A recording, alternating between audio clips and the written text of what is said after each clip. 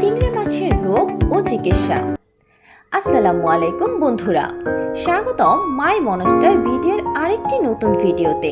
আজ আমরা কথা বলবো অ্যাকোয়ারিয়ামের অন্যতম রাজকীয় মাছ স্টিংরে মাছ নিয়ে।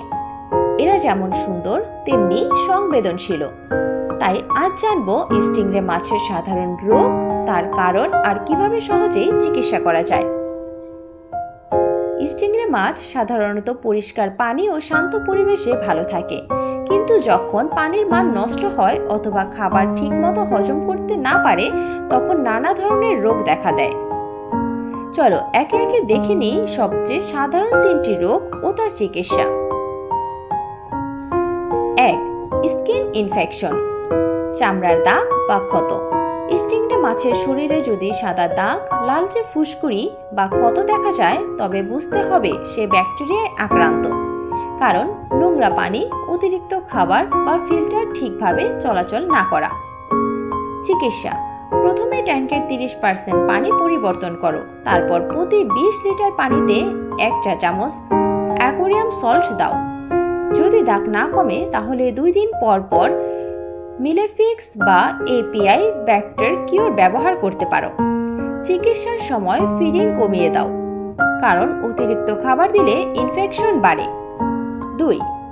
রোগ ফাঙ্গাল ইনফেকশন, সাদা তুলোর মতো দাগ। এই রোগে মাছের শরীর বা লেজের পাশে সাদা তুলোর মতো বস্তু দেখা যায়। এটা মূলত ছত্রাক বা ফাঙ্গাস সংক্রমণ, কারণ ঠান্ডা পানি, পুরনো খাবার বা অন্য অসুস্থ মাছের সংস্পর্শ। চিকিৎসা: পানি 27 থেকে 29 ডিগ্রি সেলসিয়াসে গরম রাখো। 20 লিটার পানিতে 1 চা চামচ অ্যাকোয়ারিয়াম সল্ট প্লাস প্রতি 40 লিটারে 1 ml মিথাইল ব্লু দাও। এই ওষুধ 3 দিন চলবে, তারপর 50% পানি পরিবর্তন করো, এতে ফাঙ্গাস সম্পূর্ণ সেরে যাবে। 3. রোগ অ্যামোনিয়া পয়জনিং, শ্বাস নিতে কষ্ট, তলায় পড়ে থাকা।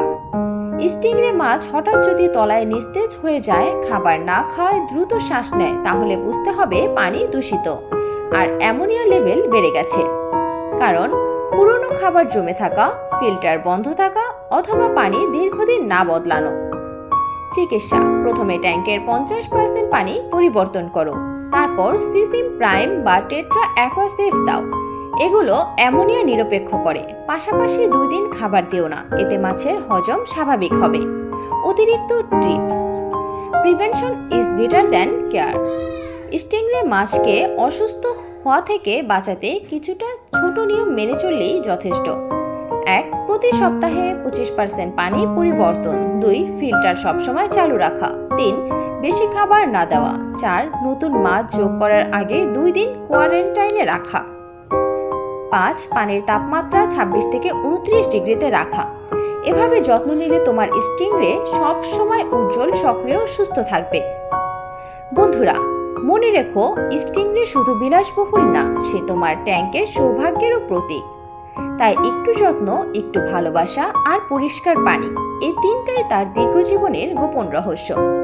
ভিডিওটি ভালো লাগলে লাইক দিও, কমেন্টে জানাও তোমার স্টিংরে কখনো অসুস্থ হয়েছে কিনা, আর অবশ্যই মাই মনস্টার ভিডিওকে সাবস্ক্রাইব করো, কারণ আমরা বিশ্বাস করি ব্লু ওয়াটার বিগ লাভ।